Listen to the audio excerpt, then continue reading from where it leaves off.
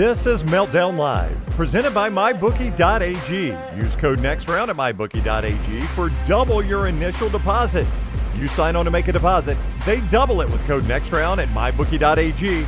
Bet anything, anytime, anywhere. MyBookie.ag. Hello, Meltdonia. I've used the word ecstatic before. I've used the word thrilled before. We're surviving because it's a frenemy summer. Summer. That's where we're at. We'll talk about that here in just a few moments. But I do want to remind you, you are here with us live in the Culver studio. Unless you're watching on demand, we appreciate that as well. Or listening to our podcast. You can get our podcast wherever you find podcasts. Make sure you download those. Tyler, a number of different places where people can find our podcast, and always a fun listen to, especially if you're on a long car ride. Maybe you're headed back here after Memorial Day weekend and you want to listen to the podcast version of this show that we did before Memorial Day weekend. It's still going to work out because we're talking about a lot of movies that are hitting this Memorial Day weekend. Tyler, where can people find the podcast? So the podcast can be found on Apple Podcasts, Spotify, and I believe we're on a couple others, but let's just stick with the big two. And the links for those two are always in the description of any Meltdown video you click on. Love it. Aside from shorts. Thank you. Because shorts descriptions never work out. Thank you very much. Appreciate all that information. We also have EG here. She's here too. Hello. Hey, EG. Hi. Frenemy summer. You're working in just an impromptu beach trip? Yeah. Was it our beach meltdown countdown, listening to all of your tips that ended up giving you the inspo to get down there? Wait, I actually think that might have corresponded because I texted Mikey. Let me see what time that was. And I was like, I really want to go to the beach. And I think the meltdown is what did it. There you go. Wow. That's what we do. We're influencers. We influence ourselves. That's how powerful of influencers we are. We influence our own actions. I see we got Brian Pavlik in the chat. That always makes me happy. We got Jeff in the chat. Appreciate you very much. Once again, a lot of people on the road today at this very moment. A lot of people on the road traveling to their destinations for this weekend, sort of the official kickoff to summer, Memorial Day weekend. And we have a lot of movies to talk about. But first, I got to talk a little hockey. Because my Dallas Stars play game 2 tonight. And kick off to summer, so let's talk about ice hockey. Yeah, I've got to before I forget, but I'm a big Dallas Stars fan, and they won game 1 in a dramatic way, scoring 5 goals in the third period. They won 6-3. They have home ice again tonight in Dallas. EG. Yep. You were correct in your prediction of who would win game 1. How much of a frenemy summer are we going to have? Who wins game 2? My gut says not you guys. The Oilers are going to win. My gut, that's what it says. We're overpowering it. It's going to be the Stars. Wow. Are you ever going to pick against the Stars? Or, I mean, you're being honest with me. Being honest. So my gut tells me. So you're basically taking both sides here. Yeah, I can't lose. That's not fair. Okay? That's not fair. Stars. Okay. 2-1 win. Okay, that's your official prediction? Official prediction. Lock it down. Okay. 2-1 win tonight. It's going to be a relatively low-scoring affair, but I'm excited for this one and hoping that they're able to go up 2-0 in the series against the Oilers. The Oilers dominated the first 2 periods of game 1, so I'm a little concerned here going into game 2 if we have to find that late-game magic that we have found over and over and over again.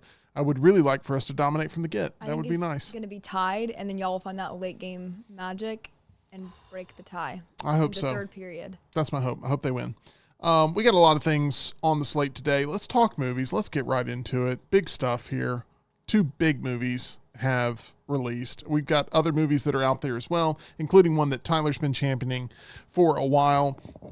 And I'm really excited to be able to tell you that at least one of them is worth the price of admission. And that is the one that I went to go see yesterday, and that is Mission Impossible: The Final Reckoning. It's a good movie. Solid movie. Could be better. Yes, could be tighter. Could flow a little bit better.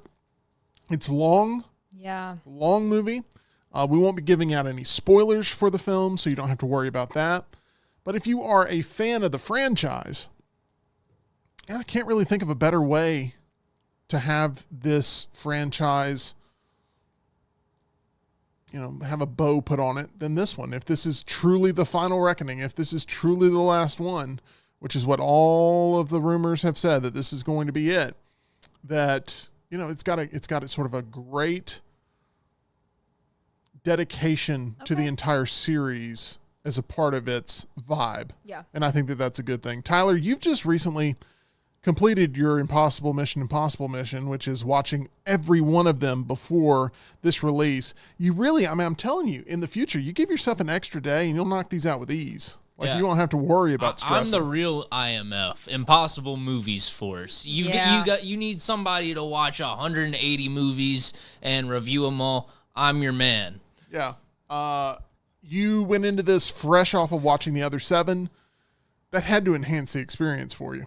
Absolutely. They were all fresh on my mind, and I was able to point out all the references to what seemed like every movie in the franchise, except for Mission Impossible 2. No, it was in there too. Really? Oh, yeah. I missed it then. I just chose to burn that one from my mind. No, every single one of them had some type of influence on this last Final Reckoning entry, and I was really happy with how they paid tribute. It didn't feel cheap. It felt emotionally connected, and I thought that was really strong. So if you're looking for a summer popcorn movie, this one fits that bill. If you're looking for something that narratively connects to the other 7, this fits that bill. If you're looking for Tom Cruise doing crazy things, half the time he's just in his skivvies. And he's doing absolutely insane stuff. And there's I thought there would be a brand tie-in with that because, they're very durable. I mean, he's doing all kinds of action sequences. Is it his undies? Tom Cruise is just out there doing the most insane stuff just in his undies. Yeah. I didn't want to say the word undies. That doesn't sound appropriate, but yeah. And I'm like, not his appropriate, drawers. Maybe not. His drawers. Like that. Guys don't go in to conversation and say undies, it's like not one of those things. Sorry. This is not that's not locker room banter. They were Boxers? Trunks. Yeah, they were like the Waterproof? trunks, boxer briefs sort of deal. Swimproof? Yeah. Swimproof, I assume bulletproof. So. I don't know. I want to know what brand that is because they're very durable. And they don't look like they ride up or they have any sort of shifting to them. He was able to do the most insane stuff just wearing those. Yeah. Yeah. I'm really surprised there's not like a Calvin Klein tie-in or something. I thought there would be. Yeah. I kept waiting for the product placement there. But anyway, there's a large percentage of action that takes place where he's just in his skivvies. So that's the word I'm going with, skivvies. But yeah, that's a little, It's a action-packed affair. There are multiple giant set pieces. There is a lot on the line. The stakes are high. It's just a little long-winded. It's got a little bit of a pacing issue. It's just a little bit too drug out. But I think it's really strong. There's a lot of characters. Mm-hmm. Over a dozen, maybe? I think I could tell you a dozen characters easily. Yeah. 15 characters that are they're not just thrown in there. They each have some type of weight. They all push the plot forward in some way. Yeah. There's really 15 characters just right off the top of my head that are super valuable to the story, but it's maybe too many. Maybe too many because everybody needs a moment to chew up the scenes. Everybody needs a moment to kind of talk about their motivation. There's characters that are related to characters in this that they have emotional beats and you don't even know them. And it's what is going on here? There's way too many characters in the movie. That's my biggest complaint. Yes. But if you are I'm all in on this, if you're already I'm super excited for this, you're going to be happy. If you're one of those that you're just, don't go to the movies often, don't really care about the Mission Impossible franchise, you're just kind of being drug in, you can still have a good time, but it's a lot. It's a lot at once. If you're a Mission Impossible diehard though, you will love everything that they bring in. All of the different characters in this film. You'll love all the ways that their arcs go and how it ties into the story. Yeah. E.G., do you plan on seeing Mission Impossible: The Final Reckoning? Yeah, I do. With the fam? Yeah, that feels like a family film for us. Maybe if it's raining at the beach, not this weekend, but in 2 weeks when I'm down there, I could see that being a little outing we take. You like the spy movie genre? Love 'em. I was watching this movie going, I think this is going to hit with E.G. Good. Minus the fact that, I mean, there's actually, to be fair, there's multiple times in this where you can safely get up and get a popcorn refill. Really? I love that. I had so many people getting up during the movie, getting up, coming back. And the thing is, you know how like people in movies, they'll get up and they'll go out and they'll come back and then someone will lean over and tell them what they missed? Like, no one would tell them, no one would give them a fill-in because they were still in the same scene from when they left for a long time. There's a lot of long scenes. I also feel like Mission Impossible movies have a sort of formula they hit. And so if you've seen, 3 through 6, or rather 3 through 7, then when you go into this one, you're like, all right, this is a good spot for me to run and go to the restroom real quick. Did you pull I'm going to hop up? I did. Okay. I did. And I was able to make it back just before Tom Cruise jumped in the water. Yeah. Oh, nice. Yeah. No, and that's not a spoiler because that's been in all the marketing. There's obviously major things that have been in the marketing. There's a water sequence. There's a plane sequence. These are things that have just been plastered everywhere. The poster, you walk by it. If you've seen any commercial on ESPN, or it's just always water or plane.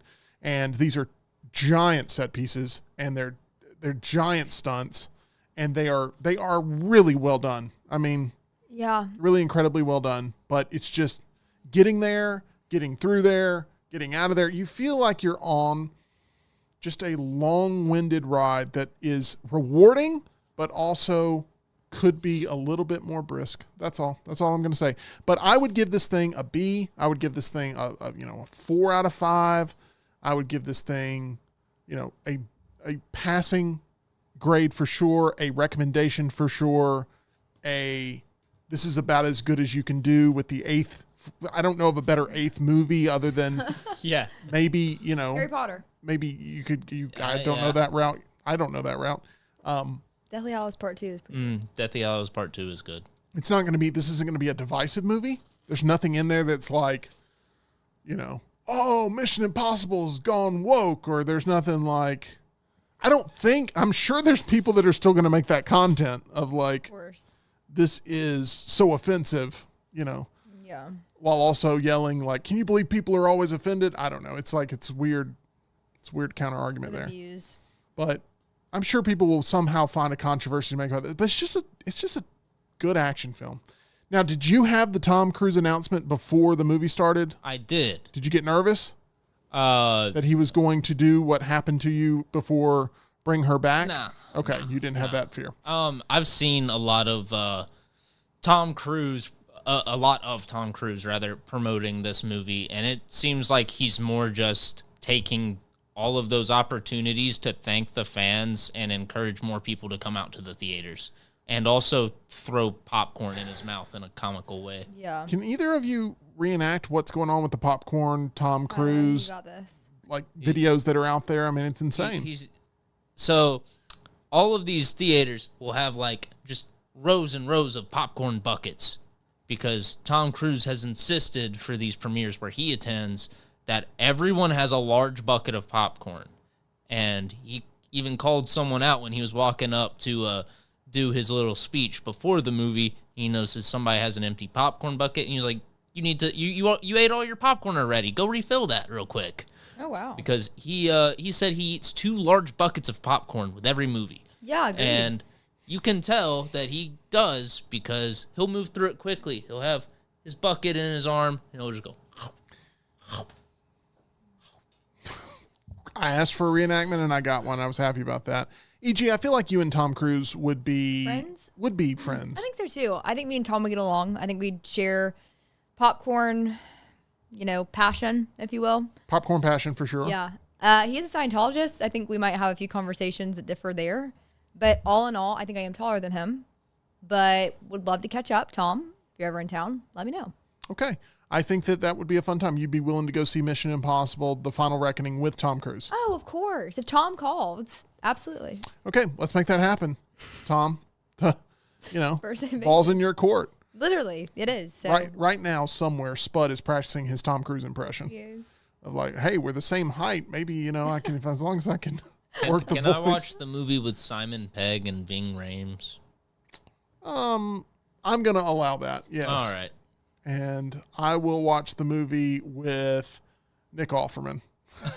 He is in this movie, yeah. And ask him about why that movie Civil War was so awful. Talk to Tom about. I feel like it would just be pretty natural combo. I feel like you guys would be very connected on like life. Yeah, you guys have passion in your life, and yeah, I don't know. I think we'd be good friends.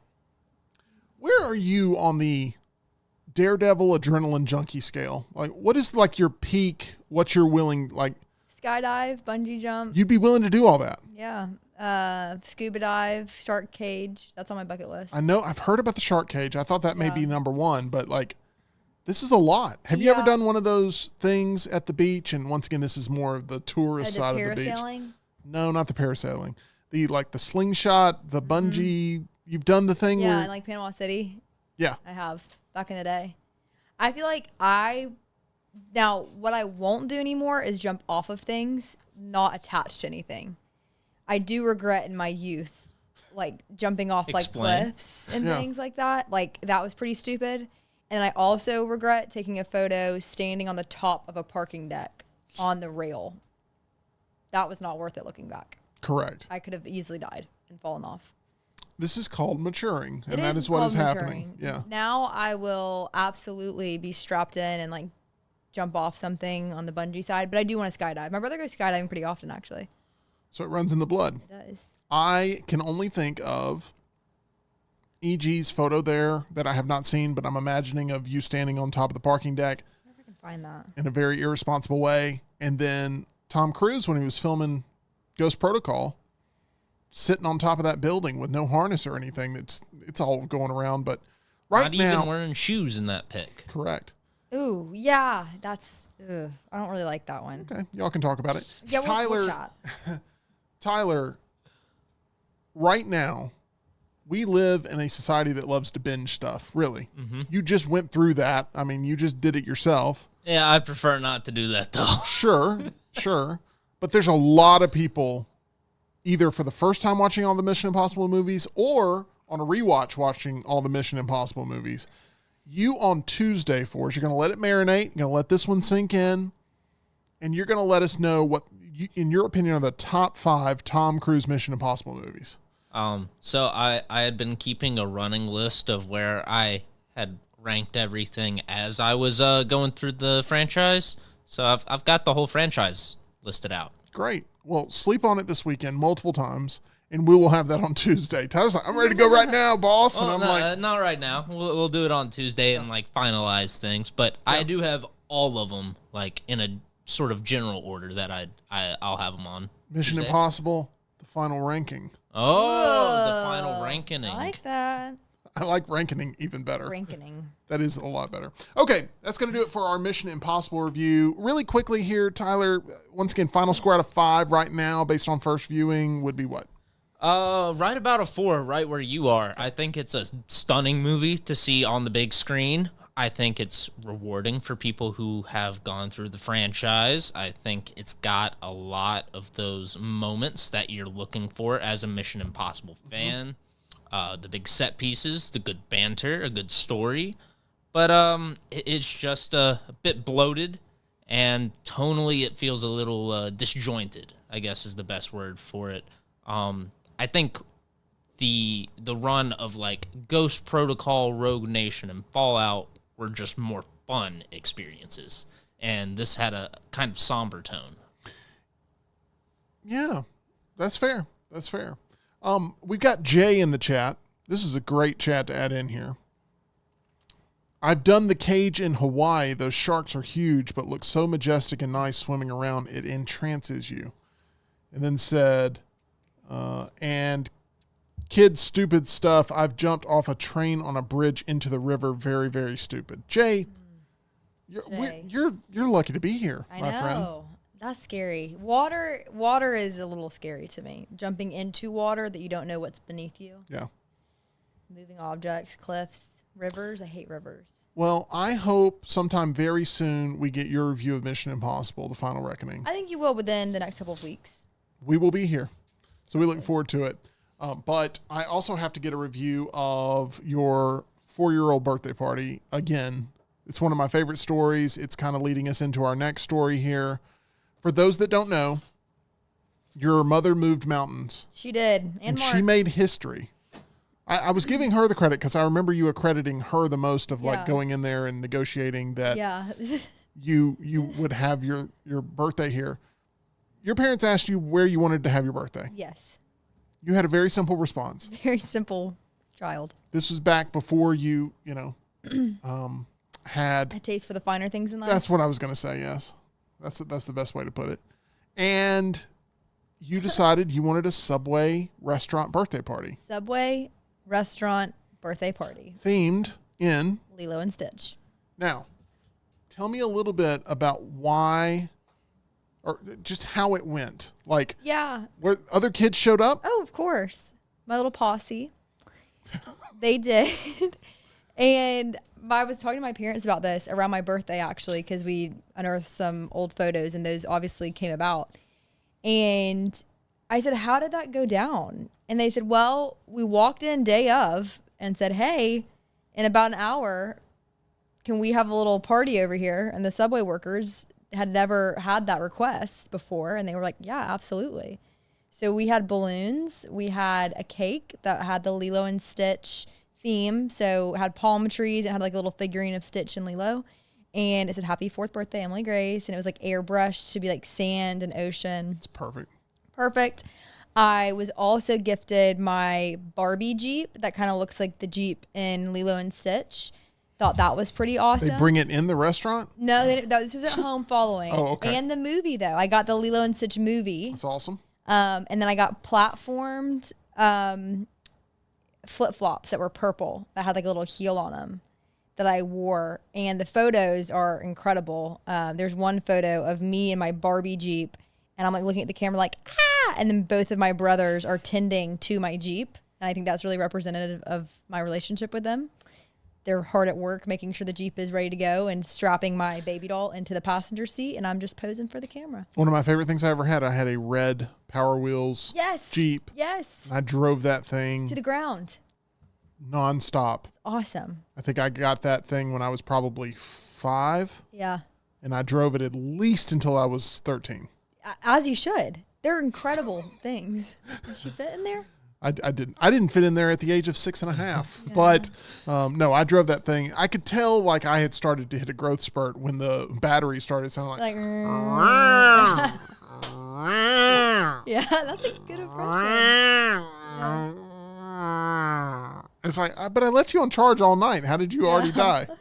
So yeah, I had to let old Bessie go at one point, but I almost got a Jeep for real because I wanted to relive the day. Yeah, did you have that? Mm-hmm. I figured out that the Power Wheels thing, it's just basically gateway drug. A Jeep gateway drug. Yep. And my other brother, we had a red Power Wheels one. Mm-hmm. He got a Jeep Wrangler. There you go. Oh, that's bad news for Jeep Wave. Gen Alpha because I've seen a lot of like Lamborghini G-Wagons. And Range Rover and G-Wagons out now for Power Wheels. I know. It's been a while since I've seen just like a regular old Jeep.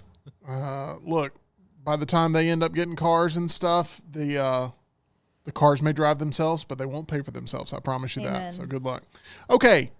So I think I want to do it in this order. Okay. We're talking Lilo and Stitch. I think I want to go with Tyler first. Okay. To talk about this new live action reimagining of the Lilo and Stitch cartoon and whether or not it's worth people's hard-earned dollars this Memorial Day weekend, because it's a 1-2 punch. Mission Impossible and Lilo and Stitch are both going to dominate. Lilo and Stitch is going to make more money than Mission Impossible worldwide for sure, in my opinion. But Mission Impossible had a wonderful Thursday night opening. It's a 1-2 punch. They're both going to do great. They're going to benefit each other. Foot traffic at the theater is going to improve. Is the Lilo and Stitch movie any good? Because Disney live action has not had the best track record. So I think this one I still think that the Jungle Book remake that Jon Favreau did is better, but I think this is right behind it. I think this is probably number 2 out of all the Disney live action remakes they've done. That's high praise. This Lilo and Stitch movie lacks in pacing and a lot of story elements because the first act of Lilo and Stitch is just completely breezed through. They move right through it. But where it lacks in those traditional filmmaking elements, it more than makes up for in heart. This was the most heartfelt Disney live action remake. That's awesome. That's good. The Mufasa movie felt kind of soulless. Mm-hmm. This feels like it was just made with love. And there were a few points where I think somebody was chopping onions in the theater. Oh wow! Yeah. So this is a little bit of a tearjerker. Yeah, there were some people rubbing their eyes during this one. When you say some people, are you looking in the mirror right now? No. Actually, no. It was close. So okay, that's good. That's good. They were trying to tug on my heartstrings throughout this movie. That's good. We talk about everything here. We talk about emotions. We talk about skivvies. We talk about all sorts of things. Yeah, you don't know what it's going to be. You don't know what's going to happen here. So Tyler, there's one major question I have with this movie, and I think it's the question that everybody has even before they go in. I think it's pretty unanimous. Do they get Stitch right? Oh, they get Stitch. They get Stitch perfectly. Because if they don't get Stitch right, it's the same voice actor. Good. The design is solid, and it just feels like a Lilo and Stitch movie. Now, there are some criticisms about this movie. Captain Gantu, the main villain in the original Lilo and Stitch movie, not in this movie. Oh. At all. Oh. But to accommodate that, they kind of made some characters like Cobra Bubbles and Jumba do a little bit more, carry a little bit more of the narrative weight. But they kept some of the lines that were originally said in like a conversation with Captain Gantu in the movie. Like at the beginning of the movie, and this bit's been in the trailer as well, is when Stitch escapes from the ship and he gets in the red like escape cruiser. Now, in the original movie, Captain Gantu's looking for the keys to his ship so he can follow Stitch and get out of there. Yeah. He's like, oh, which one did he take? Please tell me he didn't take the red one. And then the guy working at the desk goes, he took the red one. Well, they keep the he took the red one in this movie, but it's not being said to really anyone except just the room. Interesting. So that kind of feels odd. It's like they wanted to have these references to the original movie, but they were out of context in some places. Right, so it wouldn't really work as a standalone. Like you have to know the details and context to be able to fully wrap your head around it. How does it look visually? Like, obviously, there needs to be a beach flavor to this. There has to be a space flavor to this. There has to be so many different settings. Mm-hmm. They get all of them right visually. I mean, it looks like the money's been put on screen. Doesn't look like a Disney Plus movie. It's funny you say that. This was originally a Disney Plus movie. And that's why I don't believe the Gantu is in the movie. Oh. And that's also why Captain Pleakley, he does not put on a dress as his disguise. So in this movie, him and Jumba have like these sort of cloaking devices that just turn them into humans. So that way they avoid the alien CGI for a good chunk of the movie. That being said, I did not like the design for the CGI Jumba. Oh. Or Pleakley, really, for that matter. Yeah. No.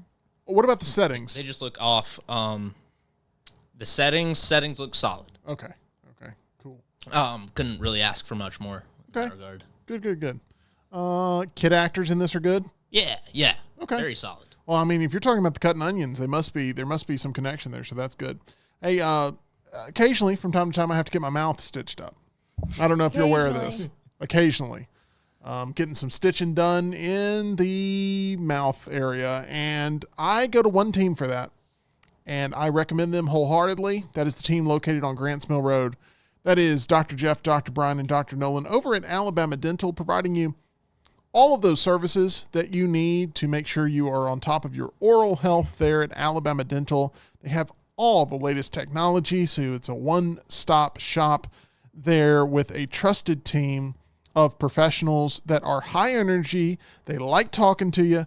They welcome you in with open arms, and then they take you to a tiny room and put you in a chair where you eventually get these services done. It's a lot of fun. It's one of my favorite places to go. I get so excited going to Alabama Dental Associates. I used to dread going to the dentist, but now it's a date on the calendar where I count down the hours, and I absolutely just lose my mind. Go to Alabama Dental Associates, and you can too. They're accepting new patients now and can help you feel at ease about all of your upcoming dental procedures. For more information or to make an appointment, call them 205-956-8977 or visit alabamadental.com, where they look forward to seeing you. E.G., Tim, we've gotten Tyler's review of the new Lilo and Stitch. You have not yet seen the new Lilo and Stitch, but you are very aware and a big fan of the original. Tell me the 5 things that have connected you most to Lilo and Stitch. Okay. So I'm starting with what I remember loving the most was the relationship between Lilo and Stitch. Tyler, I know you're an animal lover. I am one as well.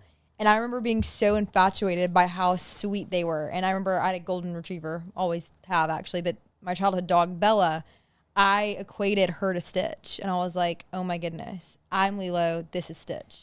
And it's perfect. So yeah, that was number 5. That is a great start to this. Yeah. Good stuff. I think, we talk about crypto a lot with the advertising. Dog lovers absolutely are going to eat up Superman because there's that crypto element.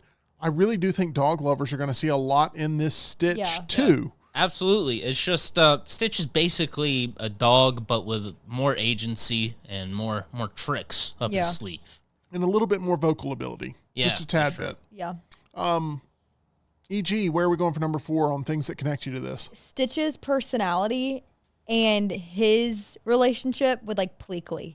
Pleakley always stuck out to me for a lot of reasons, but I just loved watching Stitch as a little girl, and he cracked me up. I mean, everything about it. I think I was probably more of a menace because I liked Lilo and Stitch so much that I kind of, That tracks. Yeah, a little bit. I had to get away with some certain things. So I said, no, it's like Lilo and Stitch. I'm Stitch. And I don't know. I love the humor in it all. I'm Stitch. Yeah. How was that? Was that good? Pretty good. Damn good, right? I mean, it's basically hard to tell them apart. The same thing. Yeah. That's what I got. Yeah, that's my number 4. Tyler's about to quit on the spot. He's about to be like, I'm not doing this anymore. That's the worst Stitch I've ever heard in my life. Okay. Lilo. Let's move on now to number 3. Yes, please. The soundtrack. Oh my gosh. Hawaiian Roller Coaster Ride. That goes triple platinum on my phone today. And they bring it back for the remake with the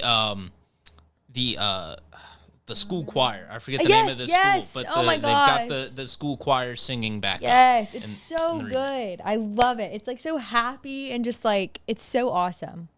It's a weekend like this that reminds me when people are like, why don't we get anything new? Why don't we get anything original? Why don't we? I'm not talking about you. I'm so sorry that you do that, but I'm not bringing that up. No, I'm not bringing that up because of you, but I'm saying that the only 2 movies that people are really absolutely losing their mind over are Mission Impossible, which is in its 8th in the franchise, and then Lilo and Stitch, a remake of a movie that's been watched. And wasn't Mission Impossible, this run of it, a remake of a British thing from the 60s? Yeah, I mean, it's just, I don't want to hear anybody go oh, Hollywood's failing because they don't have new stuff, when the thing that's going to make all the money this weekend are 2 very established IPs. I would not be shocked if Lilo and Stitch hits $1 billion. I agree. We shall see. Word of mouth is going to be important on it. Soundtrack is incredible.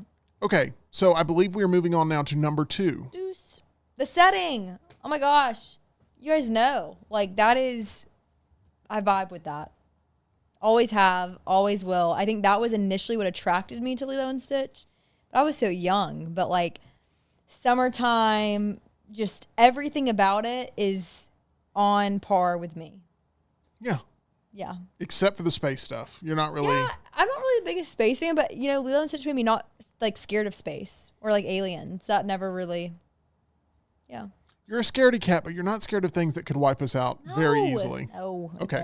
Did you ever do the Stitch escape thing on the Disney? Yeah, at Disney World. Yeah. Oh wait, yeah, and at Disney World, yes. I have a picture. I didn't send it to you, but of me and Stitch at the character breakfast. Oh, we went to the Polynesian resort to do character breakfast. specifically to see Lilo and Stitch. And you better believe me and Stitch, I was like, like my old friend. Not Lilo, though, which was kind of surprising to me. Lilo, maybe Lilo was on the down low. Maybe. Not my best stuff. Let's move on to number 1. Number 1's very sweet. It reminds me. Is this going to make us cut onions? Maybe. It reminds me of my mom. And I think for a few reasons. Well, my mom is awesome. Both my parents are fabulous people. But I remember, like, when she would go to, this is very specific, when she'd go to Pilates, okay, and there was, like, a little daycare, like, at the Y. And so I'd sit there, and they always had Lilo and Stitch on. And so I would equate Lilo and Stitch with my mom, and I'd always tell her, because they'd play the movies while I was in there for her, like, 30-minute class or whatever. And, like, something about the whole setting, it just reminds me of her. Because she loves summer. She's the original summer blueprint, if we're being honest. And so a lot of things that I consumed as a kid, she didn't mind watching. So, like, Lilo and Stitch was one of those that she'd sit down with me and watch it. And then there were things like Hannah Montana, she liked Princess Diaries and things like that. She was like, yeah, we can watch this together. Wizard of Oz, weirdly enough, which doesn't really make sense because, like, that's kind of a scary movie, but that was one that she let me watch. No Caillou household. But Lilo and Stitch was... Did you say no Caillou? Yeah, we were not Caillou's no awful. Caillou household. Low-key, we weren't a SpongeBob household either. Not, like, ever said, but, like, it was kind of like, not Nickelodeon. Okay, there's a lot to digest there. Sorry. I can only imagine that you, after the 3rd time going to this Pilates class, and once again, Lilo and Stitch is on all the time, there's some other poor kid watching SpongeBob on the TV, and you turn it off and you put on Lilo and Stitch and go, this is the Lilo and Stitch room. Probably. And if you have a problem with that, there's the back door. wall. Yeah. You know, like, get out of my way. I do think that probably happened. I can 100% guarantee that happened. Yeah. And you were very confident in your decision, and you stand by it today. I do. Guilty as charged? Guilty as charged. Hey, speaking of guilty as charged, have you seen the latest news? No. 8 individuals found guilty in Kim Kardashian's jewelry heist trial in Paris. Okay, fabulous. That is just broken. Good. So Good for we had Kim. talked about that. Okay. All right. Well, wonderful list, EG. Thank you for sharing your heart with us. Yes. Tyler, thank you for hitting the double feature yesterday. That could not have been easy. That's a lot of movie. Yeah. Mission Stitch Possible, along with catching up on the rest of the Mission Impossibles. I've watched a lot of movies over the past week, and I've got more this weekend. Planning on seeing Friendship later today. That is the comedy movie from A24 starring Paul Rudd and Tim Robinson. I expect it to be weird. I expect it to be funny, and hopefully this gets the ball rolling on getting more comedy movies in theaters. The Naked Gun trailer played last night before Mission Impossible, and it landed really well. So I'm hoping that this movie can just keep pushing that needle a little further. Maybe so. We shall see. Jeff in the chat. We appreciate that. Both Jeff and Jeff Roberts. I went and saw this movie with Jeff Roberts. Our reaction out of the theater's up here on the channel. Tyler's reactions are up on the channel. And yeah, Jeff is right. Mission Impossible alone was a lot. I mean, it's a lot of movie to get through. Man, I almost didn't make it through my mission because I was getting close to falling asleep. My eyes were getting heavy, and I had to force myself up and lock in. Let's be honest. You dozed a few times. Let's be honest. What? Let's be honest. You dozed a few times. I didn't. Not once. No. How would you know, though? No one was there to keep you accountable. You may have dozed and woke right back up, didn't realize Didn't because even know they're... it. Well, because I'm not confused on the story. Got it. Okay. There's a lot of extended scenes I've heard. No, Tyler watched the movie for sure. His review tracks. He's good. You're good. But yeah, it's a lengthy one. Jeff says, I've also been rewatching Mission Impossible movies as well as Final Destination franchise.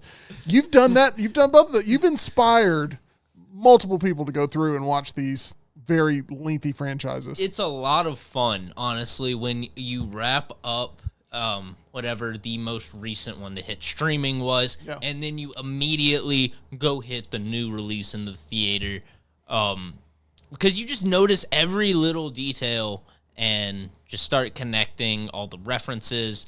And I think both Mission Impossible and Final Destination, the latest entries in both those franchises, are ones that really benefit from you having freshly seen every other entry. This sounds like a backhanded compliment. It sort of is. Interesting. The best thing about the Mission Impossible franchise is that its entries aren't very memorable. In that when you go back to rewatch them, like you do feel like you're kind of watching them again for the first time because they don't stand out as much as some other franchise entries. They're a good binge. Like Star Wars, when you rewatch Star Wars, it's deep and stuff, but you feel like you're going back to a place where you know every sort of, you know every little piece of dialogue, you know every little thing that's going to happen when you rewatch it. You know, obviously the Batman movies, I feel like I fall right in that rhythm. The Mission Impossible movies, they have a rhythm that it's just like the dialogue's not very memorable in the movies. So you're like really ingrained in like the story. You fall right back into the trap of it. And it's great for rewatching right before you go into this eighth one, where, you know, it is like, it's like a greatest hits album. Interesting. Yeah. It's like an all-time greatest hits album is what this movie is. And if you've been a fan of this act, you should really like this last one. All right. That is going to do it for us on the Meltdown. We hope you have a wonderful and safe Memorial Day holiday. We appreciate all of those who have served in this country that we call home. E.g., I know you know the reason for the season here with the Memorial Day holiday. Absolutely. Go America. USA, baby. Absolutely. Hope everybody has a wonderful time. We will see you again on Tuesday. No show Monday. We'll see you again on Tuesday, but stay tuned here to the channel for even more Out of the Theater reactions. I know everyone is wondering if Friendship lives up to the hype for Tyler, and we will learn that right here as subscribers to the Meltdown. MyBookie.ag. If you're watching a lot of sports this weekend, that's the place to go to enhance your experience at MyBookie.ag. Use promo code NEXTROUND for that first-time deposit bonus. And we appreciate their sponsorship here of the channel. We will see you again Tuesday right here, 2 o'clock Central, 3 o'clock Eastern.